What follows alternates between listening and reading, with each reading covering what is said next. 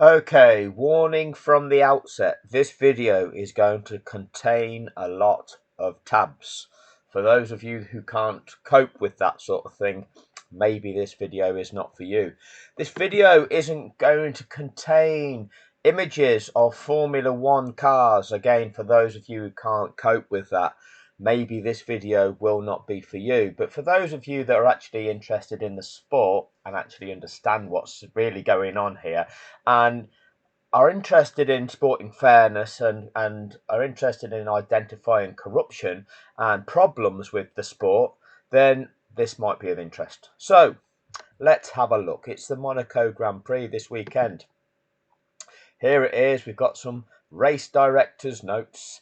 And in these race directors' notes, what they often do, the race director will give the instructions which may be specific to this event. These are the set of instructions. We've obviously got the standard instructions that are applicable to every Grand Prix, but at each and every track, each and every event, there might be slight differences due to the individual specific circumstances of that specific track. Okay, the specific dynamics of that situation.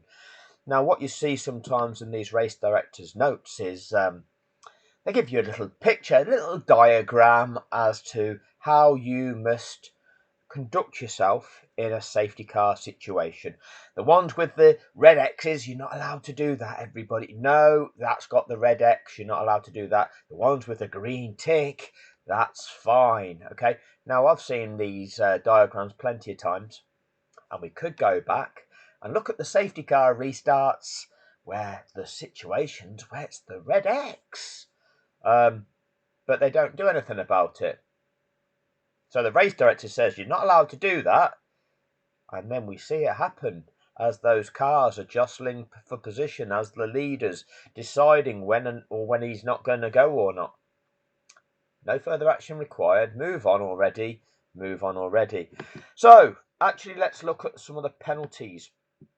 So those of you who are fans of Lewis Hamilton, number driver car 44, would have been pleased that he qualified on fourth position, and then disappointed that he was then given a three-place grid drop, so he's no longer starting in fourth position at an event where we know qualifying starting position can more often than not determine your finishing position, because there's very little overtaking at this event. It's more of a procession than a motor car racing event.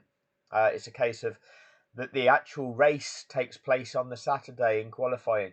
They've tried to make it different this year with the introduction of 2 mandatory pit stops to try to artificially manipulate drama, because you can't overtake on a track where it's not wide enough to overtake, and there's very few overtaking opportunities. It's almost impossible. It's not impossible, but it's almost impossible. So why stage an event at somewhere where you can't really do it?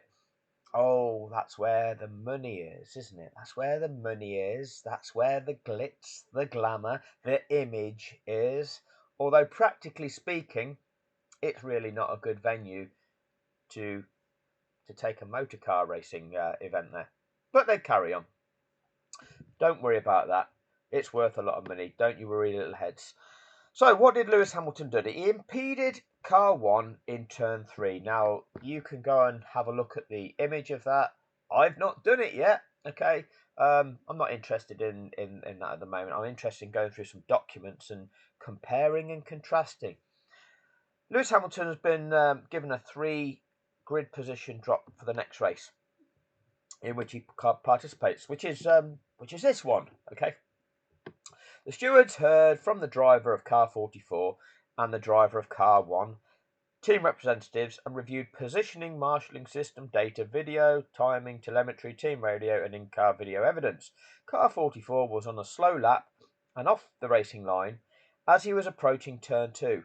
Car 1 was approaching 44 on a push lap. The team first informed the driver of car 44 that car 1 was on a fast lap. Then they sent another message saying that car 1 was slowing down, when in fact car 1 was always on a push lap and was not slowing down, as suggested by the team. This resulted in car 44 speeding up and moving into the racing line of car 1 entering turn 3. Car 1 had to react to car 44 appearing to move into the racing line. This meant that car 1 had to move off the usual racing line and the push lap had to be aborted by car 1. We carefully examined the racing line taken by car 1 in previous laps at the same area and determined that car 44 did in fact enter the racing line that car 1 used in previous push laps. This put it beyond doubt that car 1 was impeded. The driver of car 44 expressed his displeasure at the incorrect message from the team immediately after the incident. During the hearing, the fact that the team's incorrect message leading to the incident was accepted by the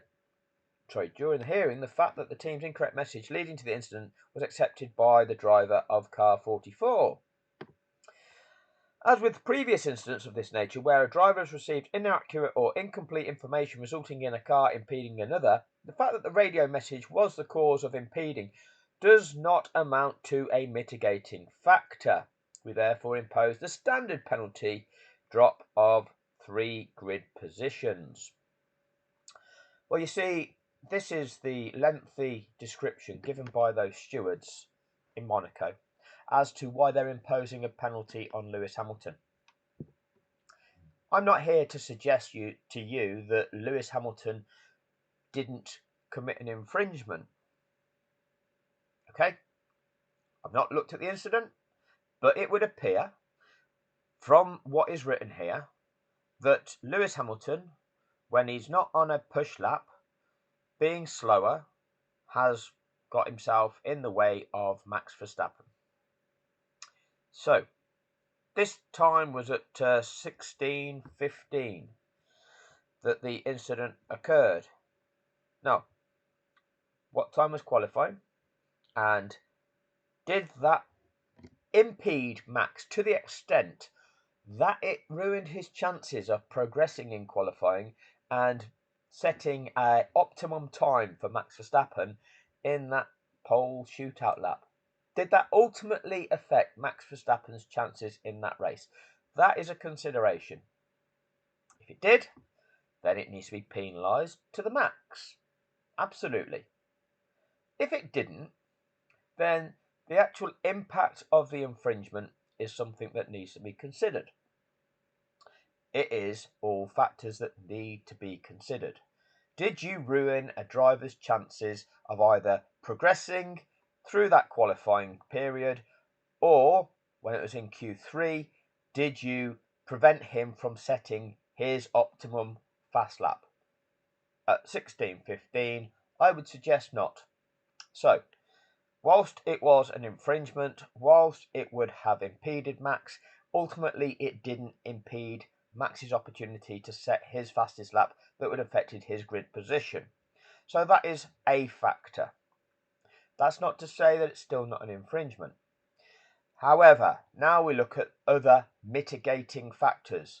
We are having a Grand Prix at Monaco, a street circuit, tightly bound by Armco, often changing in direction, minimising rear view visibility. Meaning, for many sections of that lap, and I've not looked at the location of which this incident took place, nor Lewis Hamilton's ability to look in his rearview mirrors and understand for himself the nature of any cars behind him and how his movements might impede them. But what we do know is Monaco is the kind of street circuit whereby you are reliant upon the information that you are fed to inform you correctly of what the other cars around you are doing. It would appear from the description listed here that Lewis Hamilton was doing the appropriate thing initially. It would appear from what is presented here, he was then informed of something, and he then, having been informed that actually no, the car that we thought was on a push lap is not, would give Lewis Hamilton valid reason for then going onto the racing line and seeking to speed up himself. That is a mitigating factor. When you are reliant upon your race engineer and upon the communication from your team, then you are going to use that to make your decisions. So it's not as though you yourself are making that decision in full knowledge of what it is you're doing and the impact you are having on those around you. You have to rely on the information being fed to you by your team. So the FIA stewards have determined that where a driver has received inaccurate or incomplete information resulting in a car impeding another, the fact that the radio message was the cause of the impeding does not amount to a mitigating factor. You've been given the wrong information, but that's not a mitigating factor. It absolutely is. It absolutely is. We therefore impose the standard penalty of a drop of 3 grid positions. So let's compare this. Now there's quite a few tabs along here and I'm going to obviously get them wrong. We've got Lance Stroll. What did Lance Stroll do? Lance Stroll impeded car 10 in turn 10 and he got a drop of 3 grid positions. We'll come back to that in a minute. What did Carlos Sainz do? Well, Carlos Sainz overtook a car under red flag and there was no further action. This is all at Monaco this year. Colapinto, what did he do? He overtook another car under red flag and there was no further action. What did Yuki Tsunoda do? Yuki was alleged to not slow under yellow flags, but they were able to determine immediately that there was no further action. Oliver Bearman, well, he overtook under red flag and got a 10 place grid drop. What's this one? Lance Stroll. Well, what did Lance Stroll do here? He impeded and caused a crash. Did Lewis Hamilton cause a crash? Did Lewis Hamilton cause anybody's car to be damaged? All right. Was Lewis Hamilton himself the victim of being impeded, resulting in Lewis Hamilton actually crashing? Was he impeded twice, having to avoid a collision once and actually crashed himself once in taking evasive action? Where are the penalties there? So, Lance Stroll, what happens here? Stewards heard from the driver of car 18, Lance Stroll, and the driver of car 16, Charles Leclerc, team representatives, and reviewed positioning, marshalling system data, video timing, team radio, and in-car video evidence, and determined that car 18 cut across the path of car 16 at turn 6, causing car 16 to collide into car 18. Car 16 suffered damage as a result. So this is car on car, not car taking evasive action and ended up in the barrier. Okay, but car on car, what does this mean? We considered that car 18 was wholly to blame for the collision. Car 16 was not in a position to avoid the collision that took place. In the circumstance, we impose a 1 grid position penalty. So hang on a minute. The driver of car 18 stated that although the team warned him of the arrival of car 16, he didn't hear the radio message that led to the incident. We considered that car 18 was wholly to blame for the collision. Car 16 was not in a position to avoid it, and there's a 1 grid position penalty. So you impede, causing the other driver to crash because you're to blame for the crash, and you get a 1 place grid penalty. You impede and there is no crash, and you ultimately don't really impact anything major. And the reason you impeded is because you're reliant on your team giving you information, and that information was the wrong information. Yeah, that's not mitigating. That's a 3 place grid drop, that is, mate. Fuck you. 3 places for you. Because that's the standard grid drop, isn't it? That's the standard grid drop. Let's have a look what the next one is. We're looking at the standard grid drop because we look at the 2024 Qatar Grand Prix here. Not that long ago. Move on already. That was 2024. That was 4 years ago already. Say the strap-on fanboy. 29th to the 1st of December. 1st of December. What are we on now? That was less than 6 months ago, lads. All right. Less than 6 months ago. So it's still relevant, okay?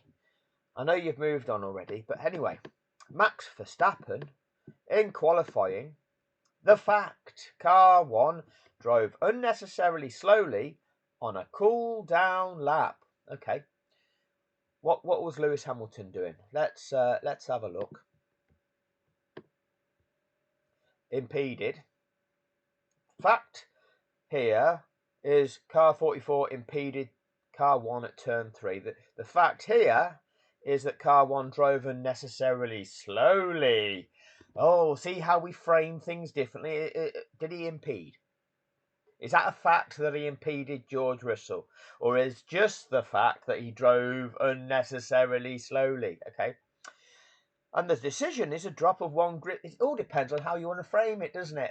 All depends on how you want to frame it. This is legal for you. This is the legal argument presented by Red Bull and the judges, depending on what argument they want to side with to determine and manipulate the outcome that they want to manipulate. Okay, so don't you worry, your little heads. This is legal, everybody. Get yourself a lawyer, because you won't understand it. Drop of 1 grid position for the next race in which the driver participates, and 1 penalty point. The standard. So, reason.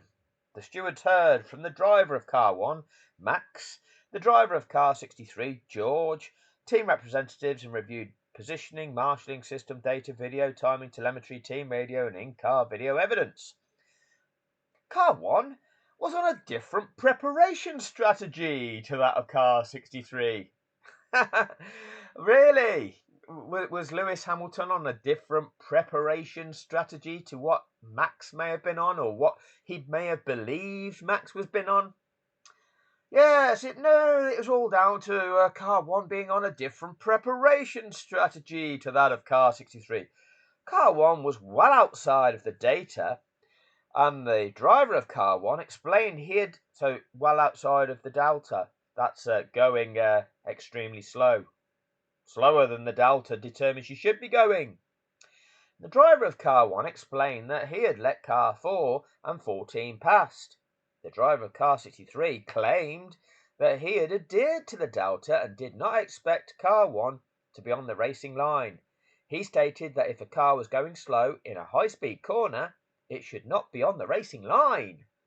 Yeah, if it's a high-speed corner and you're going slow, get yourself out of the way. The stewards regard this case as a complicated one. This is a complicated one. Don't go worrying your little heads, because the stewards have said it's complicated. This involves Max. It's complicated, everybody. In that clearly car 1 did not comply with the race director's events notes. Oh, no further action. So what's the point in the race director producing events notes telling you what you can and can't do? And he didn't comply with them. Oh. But this is complicated, everybody. Don't you worry about that. And clearly was driving in our determination. Is it in your determination, or is it clear for if you just put the data out there, if you put the telemetry out there, we can all tell, can't we? But in your determination, unnecessarily slowly, considering the circumstances. So you're considering those circumstances, are you? Are they a mitigating factor here, are they? Where your consideration of the circumstances are. But Lewis's circumstance, that being the track is Monaco, where you can go round a corner and therefore not know about what might be coming up from behind you because you've got no visibility of that. Is that not a mitigating factor, considering the circumstance and considering what you're reliant upon what your team is then telling you? It was obvious that the driver of car 1 was attempting to cool his tyres. Oh, this is complicated, everybody. It was obvious he's trying to keep the tyres cool. Let's find excuses for him, shall we? Let's find excuses for Max. Yeah, it's complicated. He was trying to get his tyres cold. Yeah, so that means you can break the rules. What did the race director say were the rules? We're on a fast corner. Oh, it's complicated. He's just trying to keep the tyres cold. Yeah, does that mean you can just stay on the racing line going through a fast corner, does it? It's complicated. Don't you worry, little heads. Whew. Anyway, it was obvious the driver of car 1 was attempting to cool his tyres. He also could see car 63 approaching as he looked in his mirror multiple times whilst on the small straight between turns 11 and 12. So Max could see. Max looked in his mirror multiple times and didn't get out the way. But it's complicated, everybody. He's allowed to break the rules. He's allowed to ignore the race director's notes. He can see what's going on. It's complicated. Unusually, this incident occurred when neither car was on a push lap. Had car 63 been on a push lap, the penalty would have most likely, but not guaranteed, because it might have been some more complications then. Most likely, we might have done that if it had been something else, but because it's not something else, we'll do this, because we'll take into consideration mitigating factors here that we won't consider when we're dealing with Lewis Hamilton. No, fuck him. Let's just give him the 3-place grid drop. Yes, let's do that. The penalty would have most likely been the usual 3 grid position penalty. However, in mitigation of penalty, we mitigate for Max, don't we? We mitigate for Supermax. It was obvious that the driver of car 63 had clear visibility of car 1 and that neither car was on a push lap. So George, complying with his delta on a right to be on that track, has to take evasive action of a car that's on the racing line that's breaking the rules, that's breaching the delta requirement. Oh yeah, but you could see him. Now who's the one that's doing something wrong? Oh, that would be Max, wouldn't it? Yeah, that would be Max, wouldn't it? Oh, but a mitigation that George could see him doing something wrong will only give Max a 1-place grid dropped. Anyway, what else happened at Qatar 2024? Zhou, what did he do? He exceeded the time limit, so he was going too slow as well. No further action because I heard from the team representative and they said that he was slow at the start of a reconnaissance lap because he was on cold tyres. And then when he realised he was not at the right delta, it was too late on those tyres to make up the lost time. He didn't impede anybody and he didn't drive dangerously. There was no sporting advantage. And the stewards determined he didn't drive unnecessarily slowly and therefore take no further action. See, you can make a judgment call if you think that's the appropriate thing to do. What else? Sergio Perez here. Sergio Perez at the same event. The driver of car 11 drove his car across the track into the path of oncoming cars.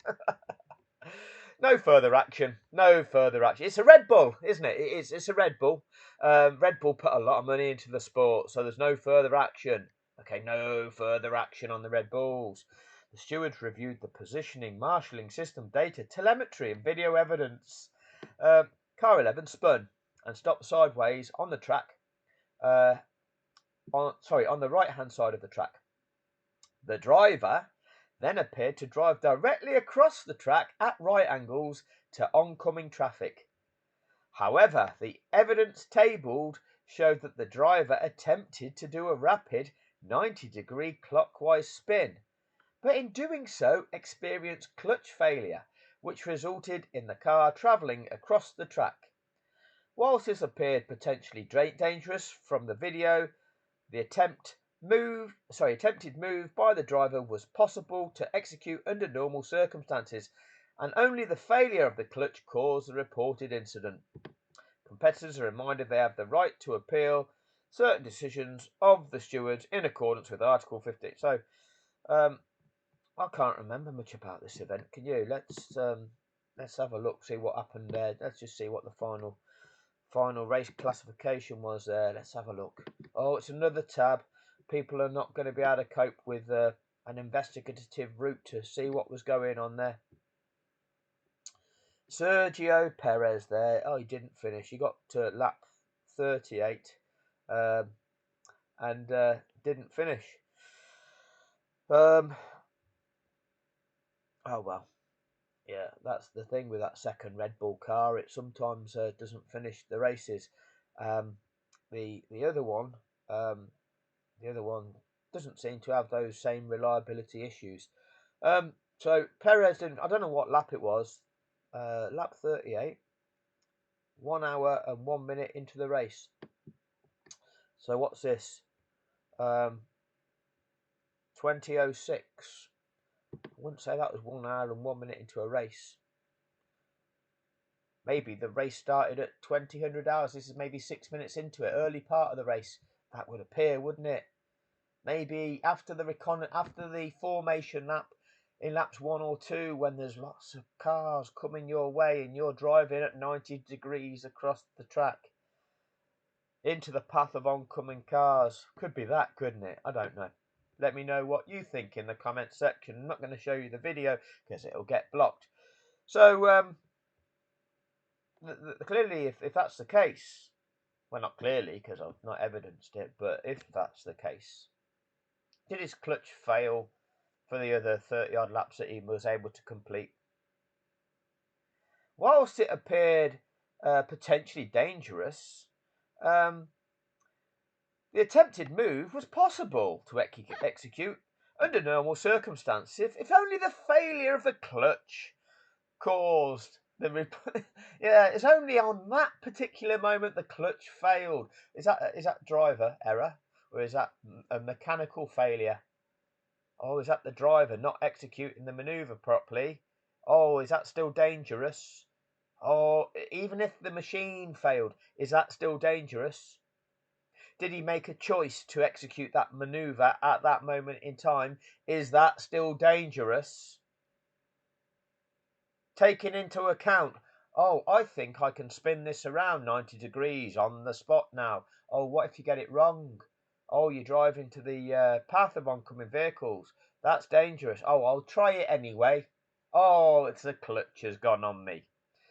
No further action required. It's Red Bull. Don't you worry your little heads. No further action required. But the standard penalty is a 3-place grid drop. So Lance got a 3-place grid drop. We'll come back to this one.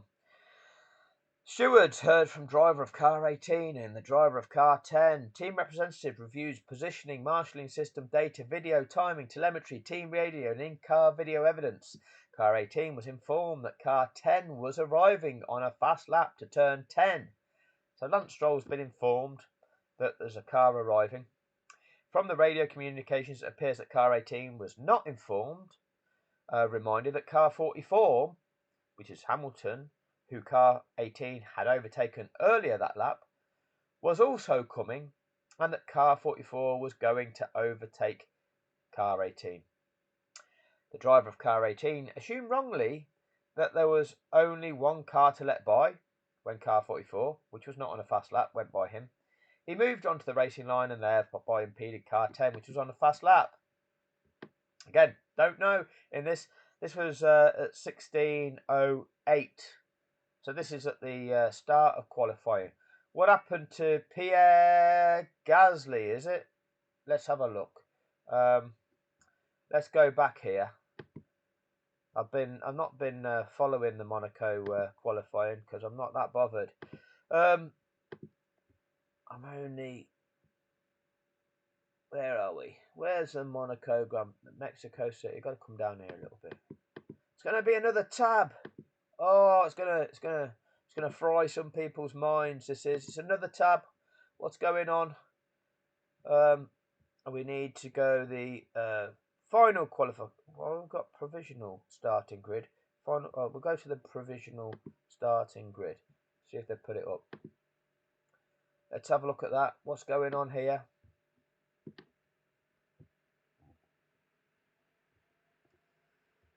17. Pierre Gasly, 17. So did Lance Stroll's actions actually prevent Gasly from setting his optimum time in that section of qualifying and actually mean that Gasly's down in 17th on the grid, preventing him from going into Q2 and potentially Q1? Was Lance Stroll's actions on a push lap for Gasly, did that prevent Gasly from progressing? Was that what it actually caused? So actually, if that's the case, because if Lewis Hamilton impeded Max and ultimately Max still got through, the impact to Max isn't the same as the impact that Stroll had on Gasly, is it? But it's the same penalty. It's the same penalty that these two offences are punished with. Different mitigating factors, but it's the same penalty. Strange, isn't it? Strange. So, the team first informed the driver of car 44. No, that's the wrong one. We're going back to the Lance Stroll's one. This is what happens when you open too many tabs. You've got to flick between them and make sure you find the right one. I know it's difficult. It's difficult. I've got supreme set of skills when it comes to this. Anyway, car 18 was informed that car 10 was arriving on a fast lap at turn 10. From the radio communications, it appears that car 18 was not informed / reminded that car 44, whom car 18 had overtaken earlier in that lap, was also coming and that car 44 was going to overtake car 18. The driver of car 18 assumed wrongly. Don't make an assumption, Lance, because you make an ass out of you. An unction. Wrongly that there was only one car to be let by, and when car 44, which was not on a fast lap, went by him, he moved back to the racing line, thereby impeding car 10, which was on a fast lap. During the hearing, the driver of car 18 stated he could not tell the colour of the car that had overtaken him because of the position of the sun, which we accepted. He therefore wrongly assumed that there was no other car to be let by. In the circumstances, we imposed the usual penalty of a drop of 3 grid positions. So, Lance is saying that because of the sun, because this could be a factor around Monaco as well, your visibility is not great. So not only have you got a street circuit, which you can't overtake at, which is encased in Armco barrier, which is tight and twisty, and once you go around one of them turns, you can't see what's behind you. You've also got the sun level impeding your visibility. Oh, this is a safe venue to host a highly complex technical sport at, isn't it? Where these drivers are travelling at speeds in excess of 160 miles an hour. This is safe, isn't it? Yeah. Yeah. It's all for show. There's a lot of money there. That's fine. That's fine. So Lance gets told about something, only told of one, impedes a driver, ruining their chances in qualifying, perhaps. 3-place drop. Lance, in another incident, causes a crash. 1-place drop. Lewis impedes somebody, but ultimately doesn't impact their chances overall.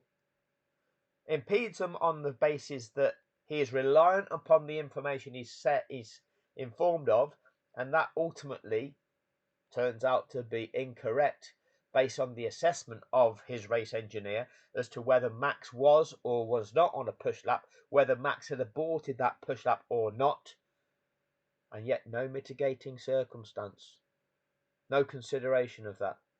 Still the 3-place penalty. So you can pick and choose whether or not you can accept somebody's intent, somebody's impact. Whether or not the intent's there, if you've caused something, there needs to be a penalty for it. If what you've actually done has actually harmed somebody's chances, there clearly needs to be a penalty for it. If it hasn't resulted in that, and there's no intent, then you can make the mitigating circumstance Clearly, there's an error here. No harm done. Move on. But it's all about choosing, isn't it? This is about the notion of making a judgment call, considering the factors, considering the intent, considering the negligence, and considering the impact of the situation. That is why we have people to judge on situations and apply what is appropriate to that set of circumstances. And what we find within the FIA is that they don't do that. There's clear favouritism that you can go through each and every one of these documents and evidence that. But the video would be about 3 days long. There is that much of it. There is that much of it because the FIA are corrupt as fuck. And that's just the way that they are. And so we're all invested in watching a show that is not authentic because the governing body is not authentic. Sainz overtook under red flag. Okay, no further action required. Now, car was going, session was red flagged, and he was very close to the car when it happened, 42 metres. Car 55 was travelling at significant speed, in excess of 250 kilometres an hour. Car 43, on the other hand, was on a slow lap. As soon as the red flag was shown, car 55 took immediate steps to slow down in a safe manner as required. Okay, and there's a significant speed delta, and the inevitable consequence of the speed delta and the distance between the cars, and therefore they took no further action, which is absolutely fine. You're on a fast lap, you're going significantly faster than a car on a slow lap, but again, this is the danger situation that is something that we've seen during the practice sessions and qualifying at Monaco. If you're not on a fast lap, you're in the way, effectively. You're a danger to the other cars out on track if you're just pootling around. Oh, what are you going to do about that governing body? Oh, it's Monaco. Nothing. Lots of money's involved with this one. Lots of money's involved in this one. It's all about the money on this one. So, but is it fair to say you're travelling at significant speed in a flash, in a split second, if in a very short period of time, you're going fast, you're naturally going to go by a car, the red flag hits. What do? Emergency stop so that you don't pass that car? Or what you do, you try and, in a controlled manner, in the best possible way of dealing with that situation for safety, you make the decision and slow down appropriately. And if that extra momentum that you're carrying results in you passing another car on track, then that needs to be taken into consideration, as they've done here. I don't have a problem with what they've done here. That is where you consider the circumstances. They did the same with Colapinto. But with Behrman, Sonoda, they determined no further action required. Oh, it's a Red Bull car. Would it be that? And they were able to review the positioning, marshalling system, data, video, timing, telemetry, in-car radio evidence, determine that the driver of car 22 did slow down for the yellow flags as required. Whilst we had initially indicated an intention to investigate the incident after the session, our review of the telemetry established clearly that he had slowed down, thereby rendering it unnecessary to investigate this further. So you can look at that in real time, can't you? Yeah, you can. Unlike when Max commits an infringement and they'll review that after the race to determine what penalty they may or may not apply after the race, because then you can manipulate the outcome of a race, can't you? Just like Hungary 2024, where Max was carrying so much extra speed that it's understeer, cause a collision with Lewis Hamilton, but they determined he was only predominantly to blame and no further action was required because there was mitigating circumstances, weren't there? No, there wasn't, but that was a Red Bull car. Don't you worry, little heads. Oliver Behrman, though, here at Monaco, what did he do? He overtook under a red flag as well, and he got a 10-place grid position drop. Now, what they're saying is with Behrman, and he got 2 penalty points. is that he didn't lift. Okay, so the difference of those drivers that actually passed the other cars in under a red flag situation is that they lifted. Behrman a bit slower on the reactions. Did Behrman see the light board flashed? If the notification from his team about the red flag was late, he's expected to look at these light boards. What was the ambient light like? Was the visibility such? Was the way the sun was shining, the way it was made? Was he experiencing glare from the sun? Was he experiencing shadow that may have impacted his ability to actually view these light boards clearly or pick them up immediately? Is that a mitigating factor? Don't you worry about these things. The drivers are expected to deal with that. Coming round corners where they're enclosed in Armco and they're expected to see clearly every marshalling position and every signal that is shown, despite the fact that the sun might be glaring, there might be something casting a shadow over something, there might be changes in, if you go through a tunnel where it goes into effectively the dark, and then you come out into the glaring sunshine, you're expected to deal with that immediately. Oh yeah, don't worry, this is Monaco. This is fine. That's not dangerous. It is. So Oliver Behrman, what did they do? Well prior to the overtake, the session had been red flagged. How well prior? Can you give us, using your data, exactly how many seconds that was? Because well prior is not really a very scientific or accurate depiction. Oh yeah, well that was well, wasn't it? That was well. Clearly it was well. Well, that wasn't well. Can you give us some accuracy, because you've got the telemetry and the data? You can give us an exact number of seconds that the red flag was thrown, that red board was illuminated, and when Behrman would have seen it, and when he would have reacted to it. Yeah, you could do that, but here we've got, well prior to the overtake, the session had been red flagged. The team informed the driver rather late. Rather late? How many seconds is that? Because again, you can check that as well. It's rather late here, just before the overtake happened.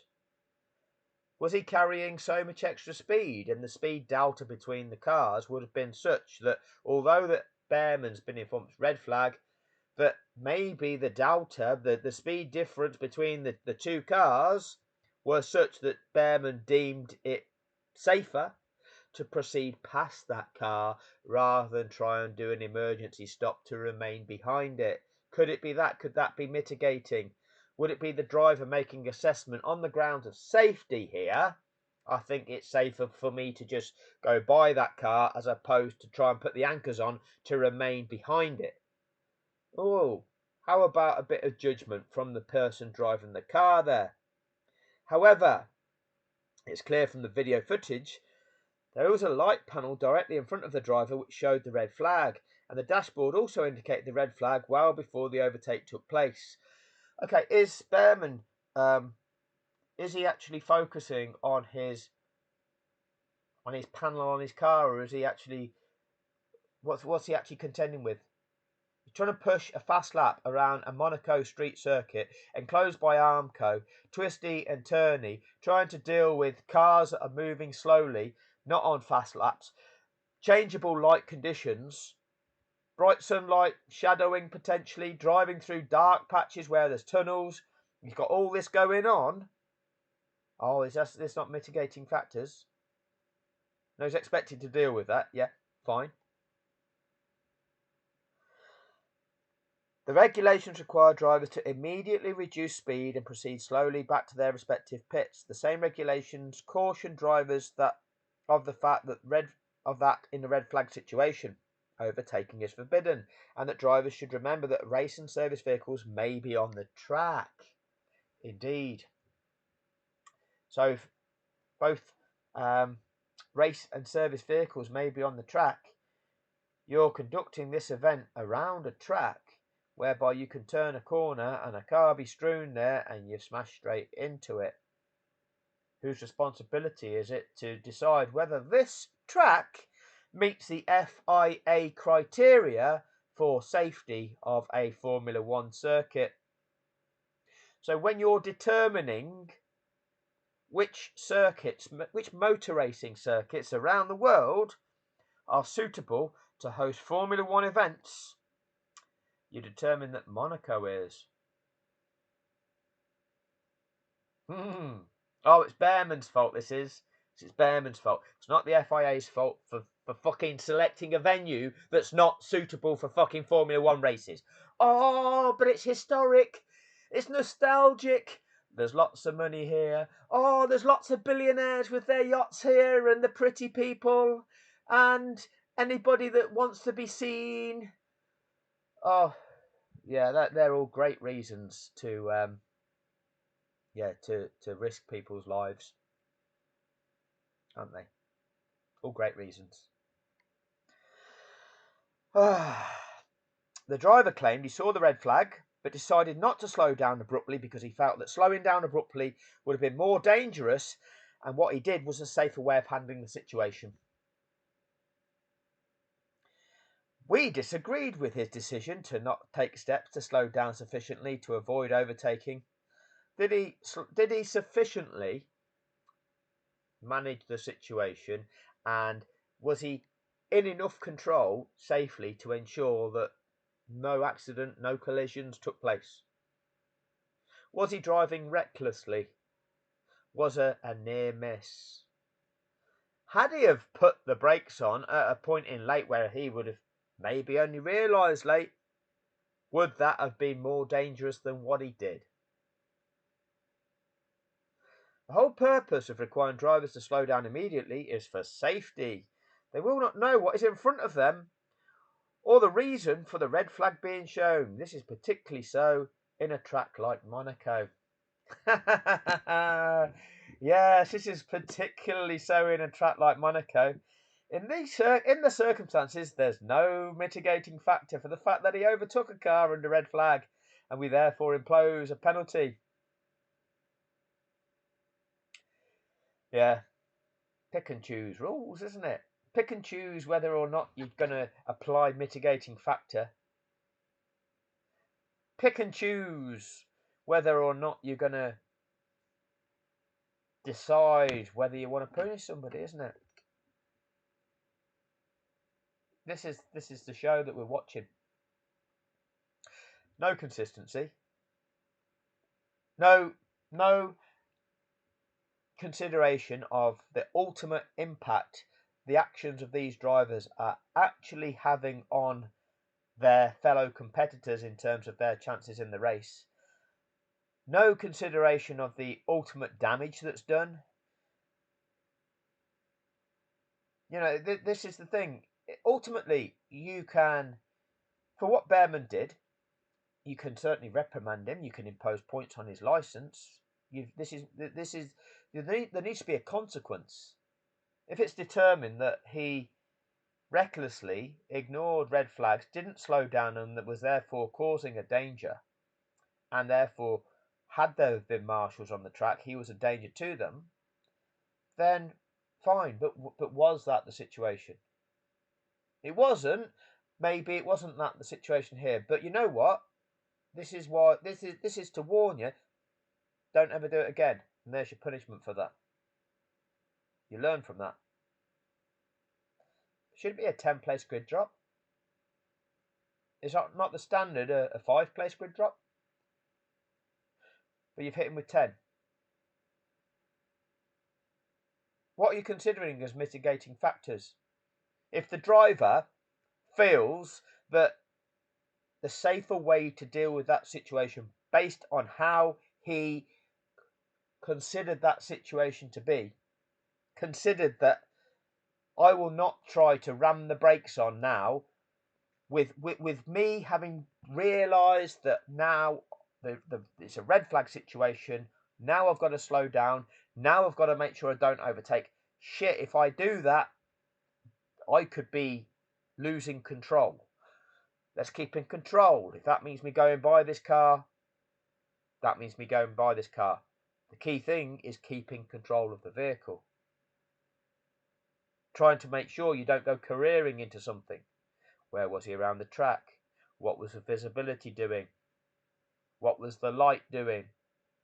Was he then on high alert to try and ensure that if he went around that corner, he is then trying to make sure that he avoids whatever might be there at a track that's not suitable for racing. This is the FIA. This is the FIA. Anyway, that'll do on this video. Apologies, they always seem to be long, but there's always a lot of shit to go through. So it is what it is. If you don't like it, you don't have to be here. If you can't cope with going through these documents and analysing the rights and wrongs of them, maybe you should just go to a little YouTube channel which will show you the flashing images and ask you what you think in the comments section. Okay? Because this isn't that sort of channel. But there'll be still people that come here, that subscribe to it and tell me just why it is they don't like every single video that I present.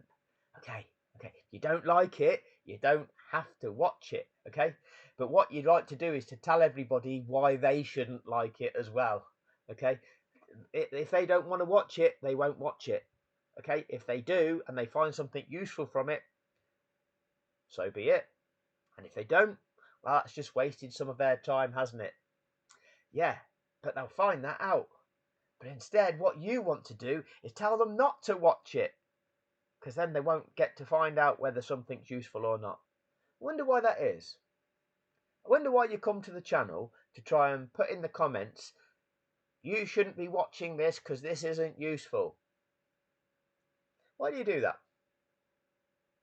Rather than acknowledge the validity of some of the things that are being said here, even if not everything is perfectly valid, why do you just seek to pick out the thing that you object to as opposed to acknowledging all of the things that are highly questionable about the FIA that are being exposed in this video? What is your motive? What is your agenda? Why are you here?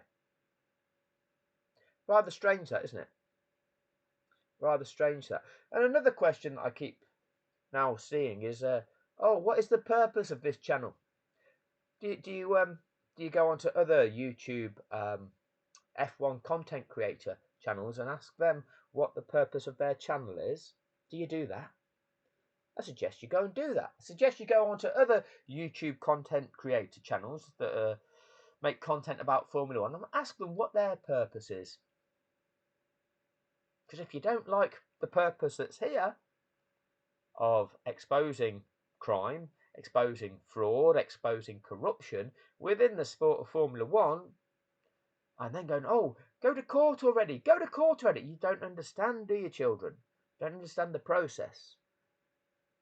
But if you want to understand the process, the best thing to do is have a watch over a period of time, and eventually you'll learn. But you don't learn by shouting out all the time, telling everybody what you think. Because what you think is not anything that's useful. It's all irrelevant. But what you think is trying to deter people from even considering things that they need to consider, things that they need to be exposed to. So again, why are you here? What's your motive? Is it because you like Supermax? Or is it that you need the content suppressing? Makes me wonder. Anyway, thank you all for your time. Let's look forward to the massive spectacle that is going to be the Monaco Grand Prix, which will be later today, I'm guessing, when this gets published. Thanks for your time.